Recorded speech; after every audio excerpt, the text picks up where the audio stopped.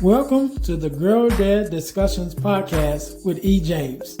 We believe that the relationship between a dad and daughter is one of the most important relationships in a woman's life. Our mission is to promote the daddy-daughter relationship by spreading the voices of girl dads to the world and give love and support to all of our dads and their daughters. Let's get to it. Let's tune in.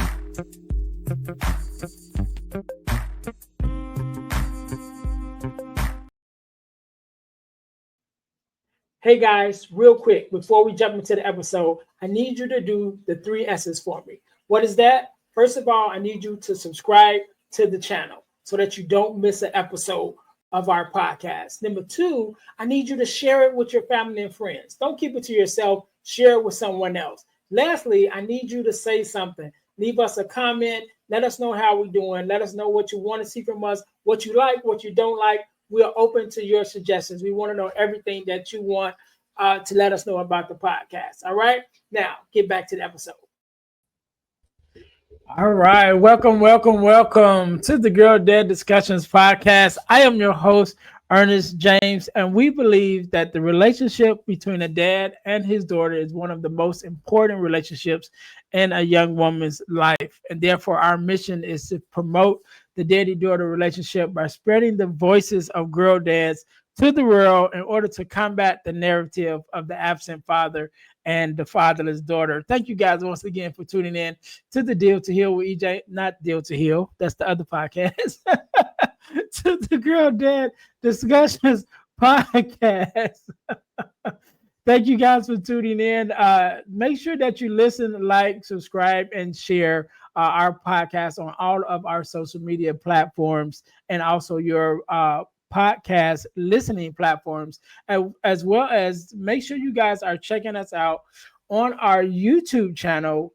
We can be found under the Deal to Heal Podcasting Network on YouTube. Again, that's the Deal to Heal Podcasting Network on YouTube, where you will find the Girl Dad Discussions podcast, which you are listening to now, as well as our partner podcast, should I say our Big Brother podcast, which is the Deal to Heal with E. James podcast. And on that podcast, I talk to my guests and I have discussions on how to help us to heal in every area of our lives. Currently, at the time of taping this, we are over 200 episodes on that podcast. So you guys definitely want to go there to check out that podcast as well. That's the Deal to Heal with E. James podcast. But we are here at the Girl Dad Discussions podcast, under which both can be found under our YouTube channel, the Deal to Heal Podcasting Network. So make sure you guys go and check us out there. Really quickly, our product of the week. As you guys know, we are a self-sustained podcast. And the way that we stay on the air is by bringing you amazing products for you to purchase. And so our product of the week this week is our Purpose Journal, as well as our Purpose Planner, because I believe we should journal to keep track of where we've been and where we are, as well as plan for our future. You can get your copy of the Purpose Journal and the Purpose Planner off Amazon. The links are in the descriptions below. Make sure you guys go there and check that out. Also, there's a lot of great information in the descriptions, so make sure you guys go and check that out as well. But today we are blessed, just like any other day. We are blessed with a guest, Miss Angela. How you doing? I am doing great, and I'm sitting there thinking, man, you have got an empire going here. I'm trying to build one. I am really trying to build one. Good for you. Good for you. So first of all, Angela, let me say thank you for being on, because you could have been doing anything else with anyone else, but you took out the time to be here with me and my listeners, and we definitely appreciate it. And so we're going to jump right in it. Do me a favor, introduce yourself to my audience. Tell us a little bit about who you are and what you do. Ugh, that's a big one. But anyway, I am born and raised in Saskatoon, Canada, and I am born to immigrant parents. So both of my parents are from China, but they came over at very different times. My mother came over when she was 8, and settled in small town Saskatchewan. And my dad came over as a master's student. So he was about 28 and they met at university. So my mother didn't have too much of an accent. She's very Canadian, kind of like me, but my dad was very Chinese. And so I grew up with those two sort of cultural conflicts, I guess, but still rich. Right. So I have a background in engineering, and I was a petroleum engineer for probably about 16 years. I had an international career where I worked in Canada and the Netherlands and Brunei in Southeast Asia. And I was popping out kids along the way. So after the third one, we decided to come home and live on the same acreage that I grew up on and raise our kids to really identify as Canadian because it's difficult when you're traveling. There's a concept called third culture kids who Mhm. sometimes feel a little lost in the world, and we just thought let's go back home and raise these kids with some roots. So when I got here, it was really nice to be with my family because when you're overseas, you only see them really intensely for, once a year. And you don't get the little check-ins, the coffees, the teas, the birthday Right. parties. So when we got back, we were able to build that, and that was really nice with the kids. And unfortunately, 3 years after we got back, my father passed away due to cancer. So I was really pleased that I was able to have those 3 years of just casual, dropping in and seeing each other. That's a blessing. As a result, it caused me to really refocus my life. The death of a father is, for me, it was the closest, the hardest loss that I had experienced to date.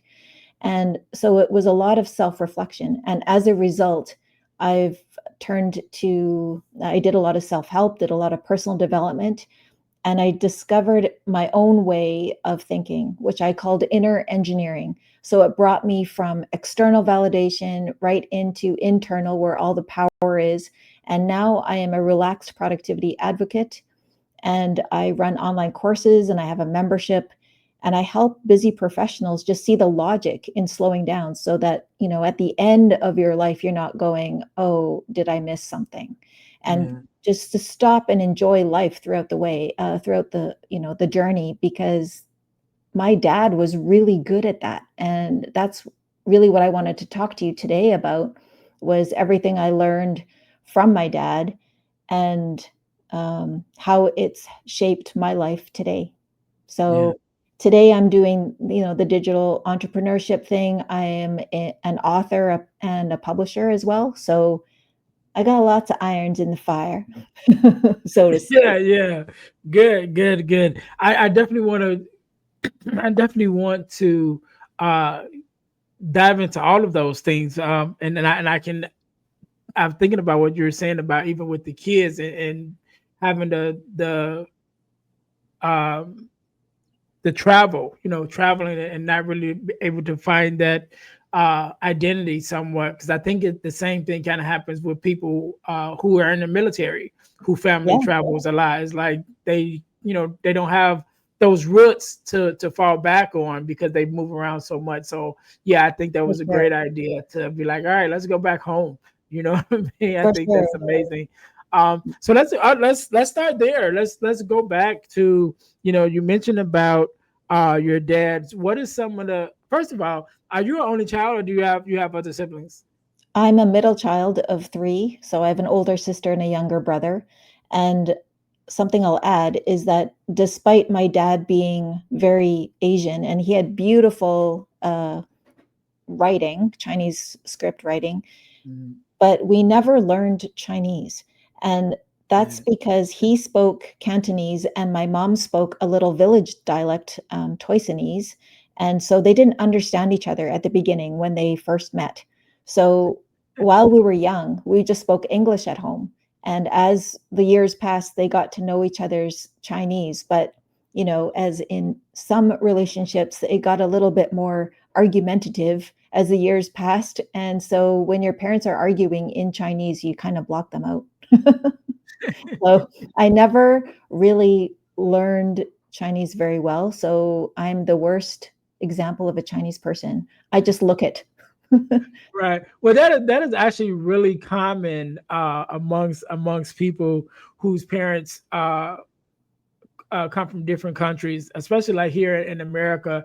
I meet uh, lots of Hispanics that I work with, that I'm friends with, that don't speak Spanish. You know what I mean? And they be like, Yeah. oh, like we're like 3 or 4 generations in. They were like, we're like, we don't speak Spanish like their parents do, and some of them be like, I can understand it. You know what Yes. I'm saying? It's But they kind don't of too speak it. bad. It's really too bad. And I guess because I don't speak Chinese, and also my husband is a small town Scottish Irish heritage guy, having my kids in closer proximity to my extended Chinese family is also something I wanted, because it's nice for them to get to know some of the culture, Yeah. even though I can't give it all to them. So, yeah, that's part of the decision as well. Yeah, that's great, and I think it's good for just for to learn multiple languages anyway, because the world is so vast. And I'm guilty of it too. I took uh German, and I took Spanish in high school.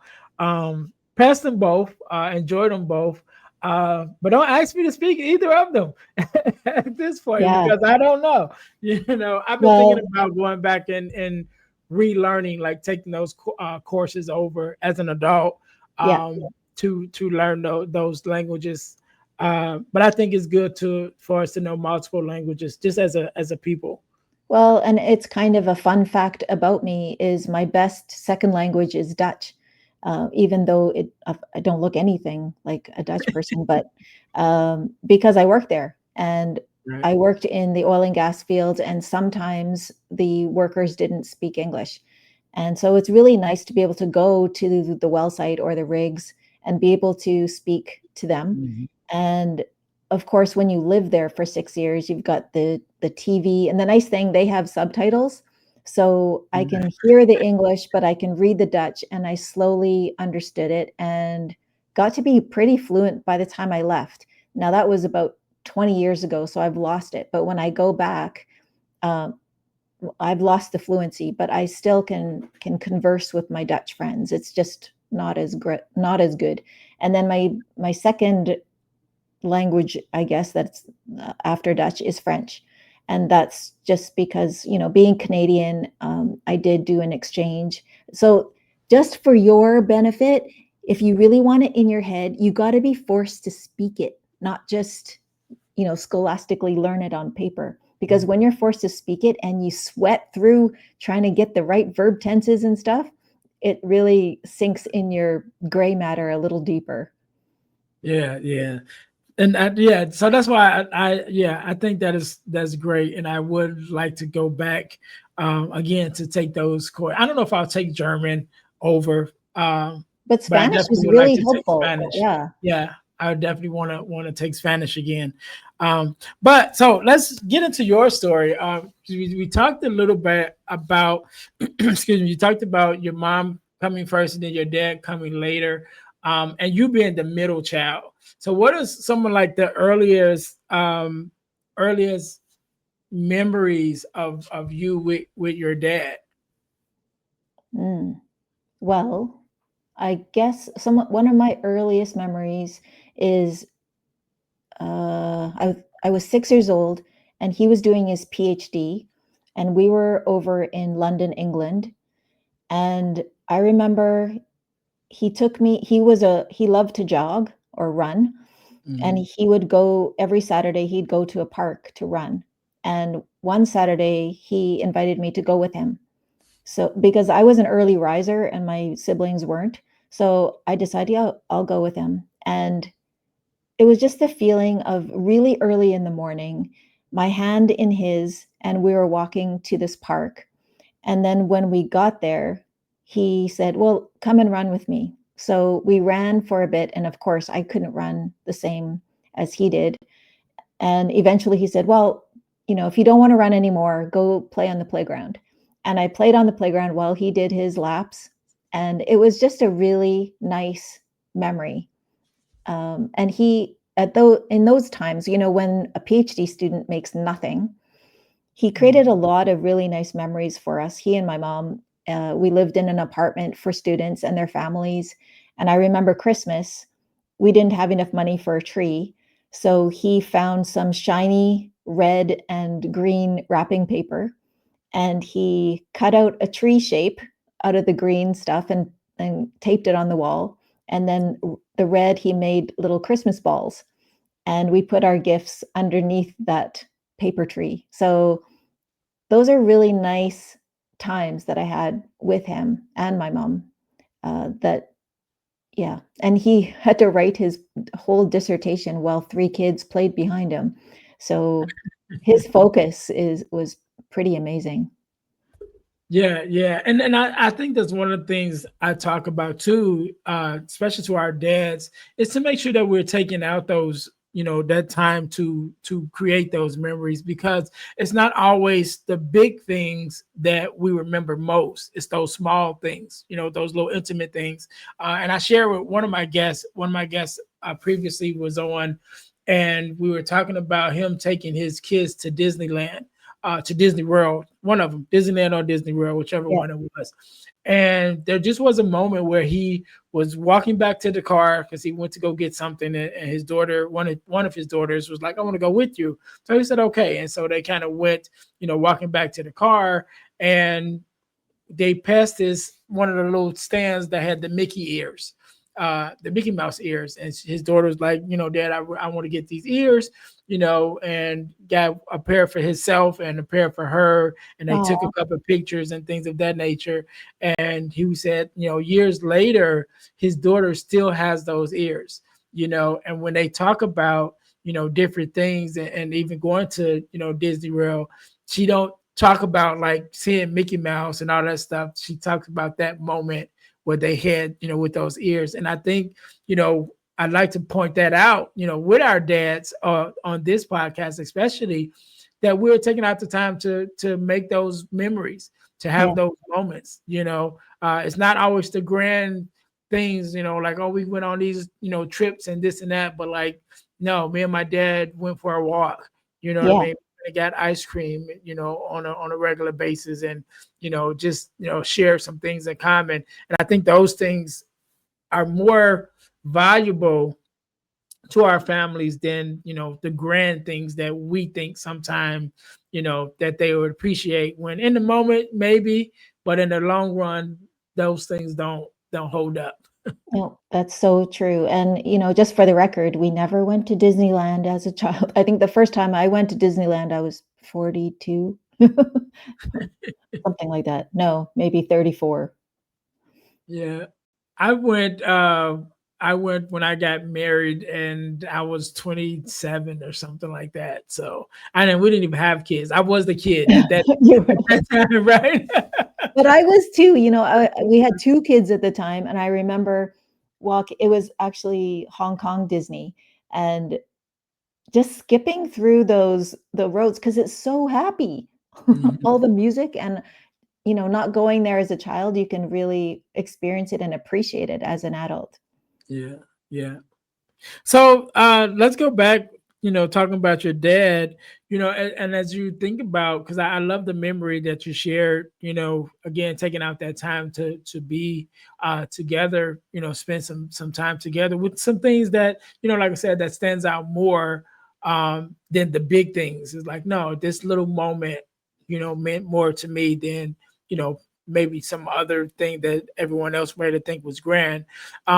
Is there some other significant stories that you would like to share um, that kind of molded you, or you could just kind of share as you wish, some of the things and some of the lessons that you learned from your father that has molded you into the person that you are today? Yeah, well, there's so many, and it's hard to really pinpoint because when someone's just there, Mhm. I really learn a lot by his example. And so he doesn't necessarily have to, sit me down and have a lesson. It's like Yeah. watching how he conducts himself. There was one moment I realized he was dealing with more than he'd ever told me in terms of racism. And I was cleaning his desk one day. I'm not sure why, but he had, those a little rectangle full of little drawers where you put like paper clips and whatever. It Mhm. was just a tiny Yeah. little thing. And on one of the drawers, there was a little article cut out from the paper, and it was a letter to the editor. And so my dad had come to Canada, did his master's. He was hired by the University of Saskatchewan as a cartographer, and he hand drew all of the maps for the Atlas of Saskatchewan, which is a huge contribution to the history of the province. And the letter to the editor was, why does a man from Hong Kong have the right to come and do this Atlas of Saskatchewan? Isn't there someone here, a real Canadian, who could have done it?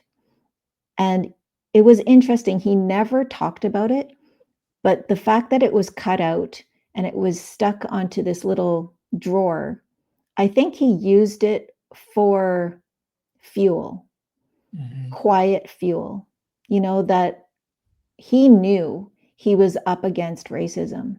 He knew he would have to show his worth through his good works. There was no standing on a soapbox to say, that's wrong, I'm good, you should see my credentials. There was nothing of that. It was a quiet, I'm just going to put my head down and work. He never, ever was angry about that. He kind of, I think he just dealt with it. And so when I found that, and I was probably under 10 when I found it, it really instilled in me that some people might be against you in such a huge way that they write a letter to the newspaper about you, but they don't know you. They don't know Right. your story. And because they didn't even take the time to learn about you as a person, they're filled with this hatred. And it's just interesting living with that as an undercurrent, that it didn't soil our existence in any way, but I think it was a reality that my dad dealt with maybe more than I had to. Mhm. But I found that discovery and the very quiet, the way he dealt with it with that inner strength was an example to me that you can't shout from the rooftops your side if someone has, an opposite view. You just have to prove yourself through your actions. And another thing, which is nearer to the end of his life that kind of made me chuckle was he and my mom bought a magnificent house here in Saskatoon along the river, one of the most prestigious roads in Saskatoon, where everyone walks by and admires the houses. My dad loves gardening, so he was in the front. He wore like this big sun hat, and he's tending to the weeds, and he's doing this stuff. And someone walked up to the house, a salesperson or something, and he said, "Is the owner of the house here?" And my dad just sort of looked at him, and he said, "No, he's not. He's not in right now." And it was that lack of ego. Maybe he just wanted to avoid the salesperson. But there's a lot of people who would say, I'm the frickin' owner.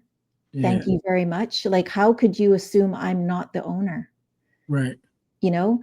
But he just said, assume the role of the gardener. And that made me laugh because he just didn't have any ego about it. He didn't have any, I gotta show you, I gotta prove this to you. So I think that quiet confidence was something I really I learned through my life watching him.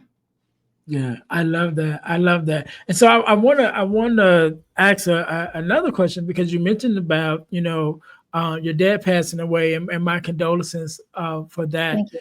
But you mentioned that you were able to have those couple years where you brought your family back and was able to have your kids around. How was he as a grandfather? Because I know a lot of times, the grandfather role is a lot different from the father role, right? And I can even attest to that myself. I have two beautiful granddaughters, and Aw. yeah, they my daughter always was good, so I never really had a lot of problems with her growing up. But even that, I think they still get another version of me that that she didn't even get. So with having being able to bring your family back, to spend time with your dad and be around your more immediate family. How was your dad as a grandfather when it came to your kids? Yeah, my dad was super playful and really liked to pull the wool over their eyes. He loved sort of instilling a bit of magic into their life. And I remember he was very ill and he was, bedridden at this time. And my youngest was 2-ish, and he would never blow his nose. So my dad said, "Put something in your hand and then say, if you blow your nose, a candy might come out." So I think to this day, my youngest is like kind of, why did I always get stuff out of my nose? I don't know how I was able to fool him all those years, but it was my dad's idea to to do that so that he would blow his nose. And after that, he blew his nose all the time because there was always a little candy that I would grab and he'd be able to get it once he blew his nose. I mean, I don't know why he didn't wonder why it's not full of snot, but hey, Right. maybe that's part of the magic of it, right? Right. I love that. I love that. That is so great. So before we get out of here, because I want to be mindful of our time, but I do want to talk about your book, right? Or one of your books, because we talked a little bit about it before we started recording. That one of your books was kind of inspired by your dad, or at least by a moment that you had with him, that kind of spurred you into this book that you have. So let's talk about that.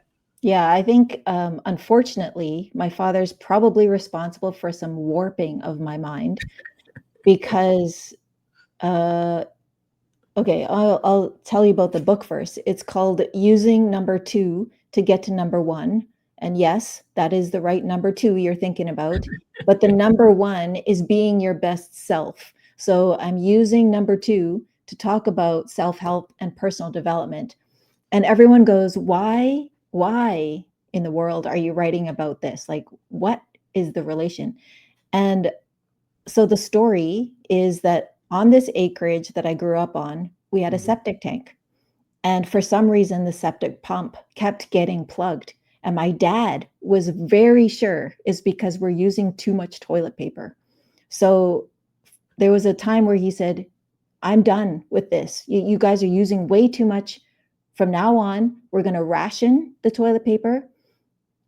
If you got to do number one, you get one square. You got to do number two, two squares. But I'm having the toilet paper roll in my pocket. So you must find me." And this we have 10 acres and he was landscaping it at the time. "You must find me, tell me what you're doing. I will give you the squares and then you can go on your way." So he hid the toilet paper except for this one roll in his pants that he was gardening around there. So you can imagine, as a child, I have to think about my bathroom habits. Like, okay, Right. I gotta pee. Like, which kid can anticipate going to the bathroom, having to find your father, having to tell him what you're gonna do so that you get these Right. squares? And I was so innocent that I didn't, like, lie to him and tell him that I needed to do number 2, 10 times a day to stockpile the squares. Right. I just followed the rules. That's how your parenting style, your kids just accept it. So we it was difficult, and I think it's because of that that I always think about going to the bathroom way too much. And so Right. as I dove into personal development, as I got some more life wisdom, I was like, oh, that's really applicable. Like, I can see the parallels, like, letting things go, Mhm. or you've got negative thoughts, they're kind of like your daily deposit. Flush them and don't think about them again, because do you think about yours again? No, Right. just let it go. So little things like that, there's so many thoughts and so many stories that I think that's why I was a little bit that leaning that way, which is kind of weird, but it didn't last for too long. It was probably about a week before my mother just lost it, because he also rationed it from her. And there was an argument that probably no one else on the planet has heard, in terms of, you don't understand female anatomy. We need more than two Yeah. squares. And then suddenly all the toilet paper was back. But it was long enough to scar me, because of course there was times I couldn't find him. So then you'd Mhm. have to just sit on the toilet and yell and hope that, a sibling was close by, they can go for him or stuff like that. Yeah. It was just a formative moment in my life. Yeah, yeah. And so let's go deeper into the book, because I love that backstory. But let's go deeper into the book, where even some of the principles that you teach there, because I recently got into personal development uh, within the last 2 or 3 years, and it definitely has been an amazing journey myself, to learn more about myself and really to get into my thinking habits, and the things that I Mhm. do and why I do it. I think that personal development is something that everybody at some point should get into, to really kind of learn themselves and find themselves.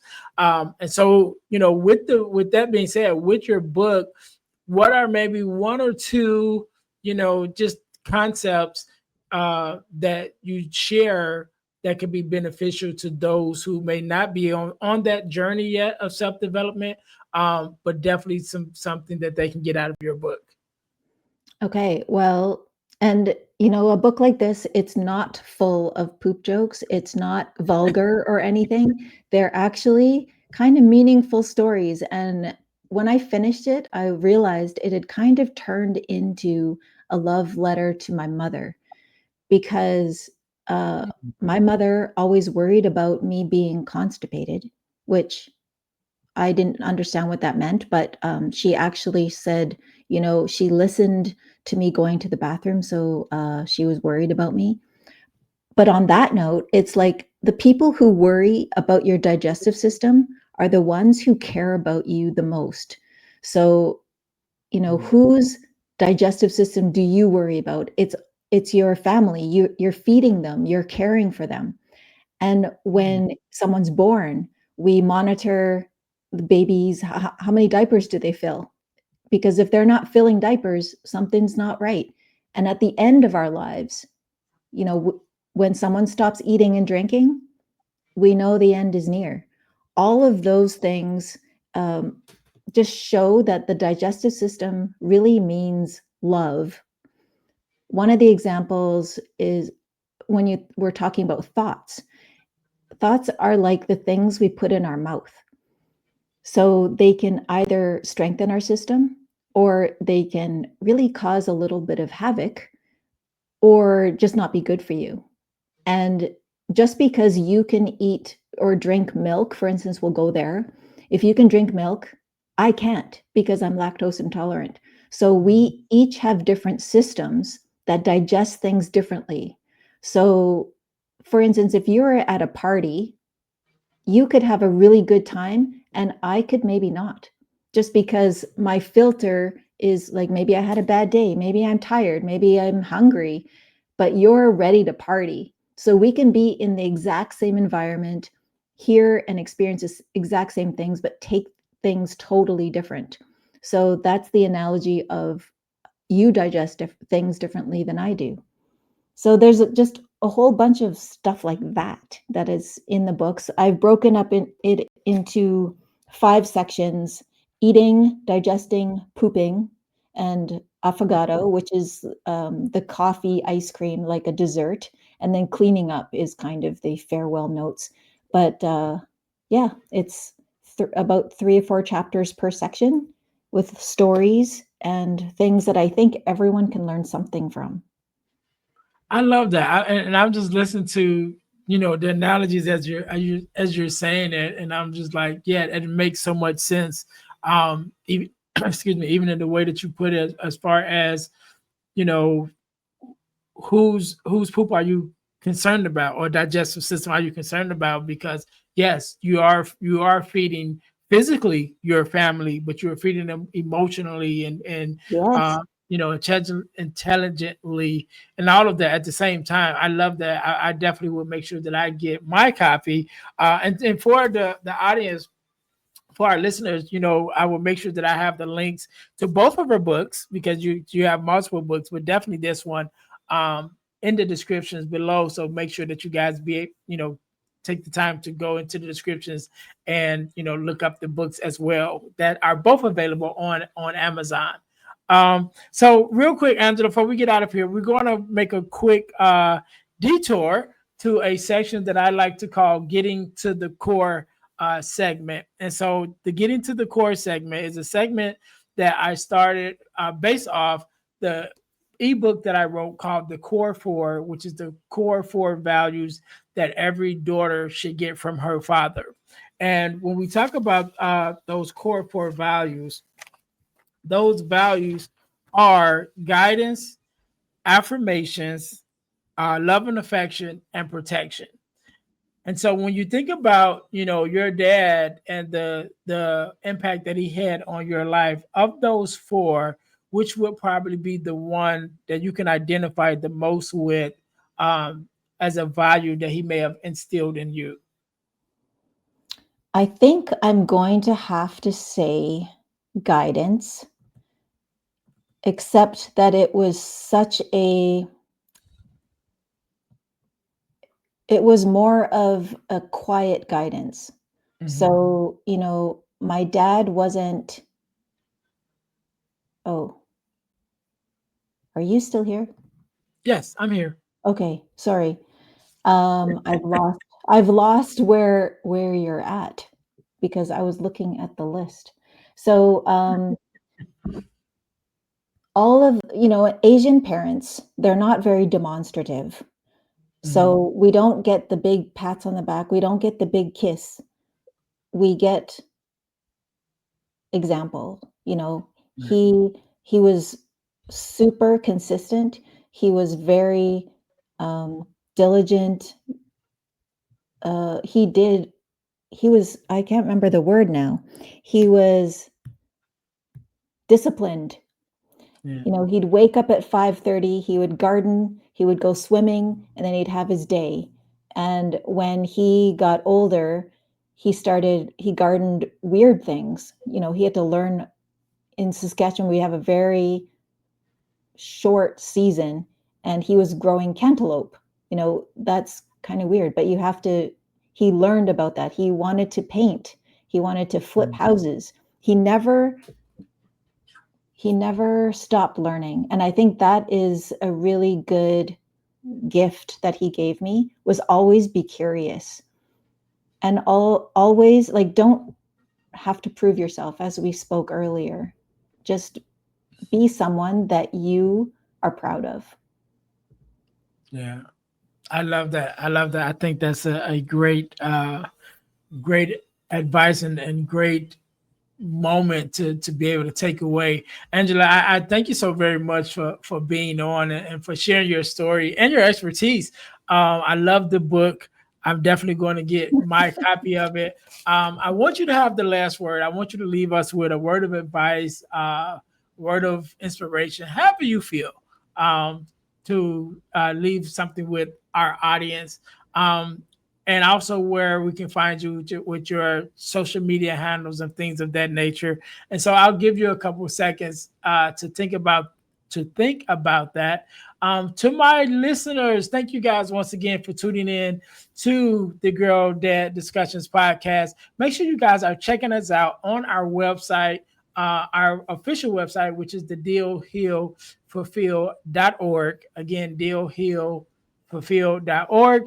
Because our mission is to help people, or should I say, my mission is to help people to deal, heal, and fulfill, to deal with your problems, to heal from the pain, and to fulfill your purpose. And so I do that by public speaking and podcasting, and also with the ebooks that I've written. So make sure you guys go to dealhealfulfill.org in order to check us out there. Also, you guys can check out my new speaker's website, which is Earnest James Speaks Life.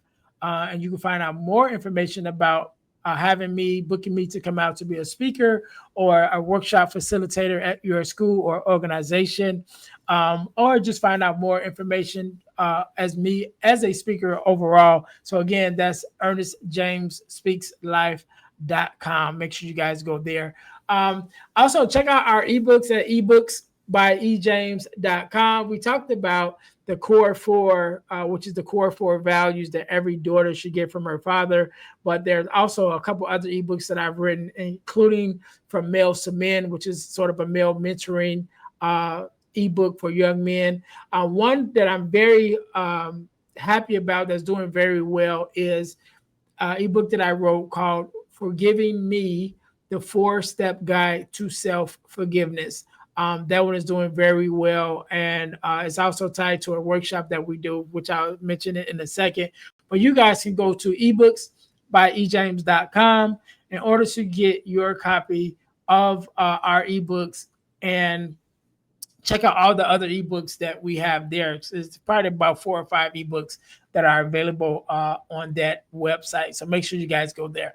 Also, make sure you guys go to dealtohealtees.com, which is our inspirational t-shirt line. Put some inspiration in your situation. Wear an inspirational tee and be inspired all day. That is our tagline. Again, go to healtees.com, dealtohealtees.com, where you can check out our inspirational t-shirts, as well as our podcast merch, which is our t-shirts with our podcast logos on it. We have one for the Girl Dad Discussions podcast logo with the logo on it, and one also for the Deal to Heal with E. James podcast. Both of those are available at dealtohealtees.com, as well as our other inspirational t-shirts lines. Last but not least, over the last couple of years, I've been blessed to be a part of an organization called the Forgiveness Mission. And what we do, we have free virtual workshops bi-monthly talking about everything surrounding forgiveness, forgiveness of self, forgiveness of others, forgiveness of the world, just everything surrounding forgiveness, because we believe that the topic of forgiveness is a lot of times misrepresented, and a lot of times just not discussed enough. And the more we learn to forgive ourselves and to forgive others and forgive our world, the more we are able to help to heal ourselves and our communities. So whenever you're listening to this, either a workshop just ended or is one coming up. So you can go to forgivenessmission.com to sign up for our next free virtual workshop, or you can go to Eventbrite and just look up Forgiveness Workshop, sponsored by the Forgiveness Mission. But the easiest way would be to go to forgivenessmission.com in order to sign up for our next free virtual workshop. The workshop is absolutely free, but the information is priceless. So make sure you guys go to forgivenessmission.com to sign up for our next virtual workshop. Oh man. So again, Angela, I want to say thank you so much for being on, for sharing your story and your expertise. I want you to have the last word, so the floor is yours. Okay, well, first, I'm going to say you're amazing, but also where people can find me is my podcast. I'm not my podcast, my website, www.angelajamieson, JAMIESON.com.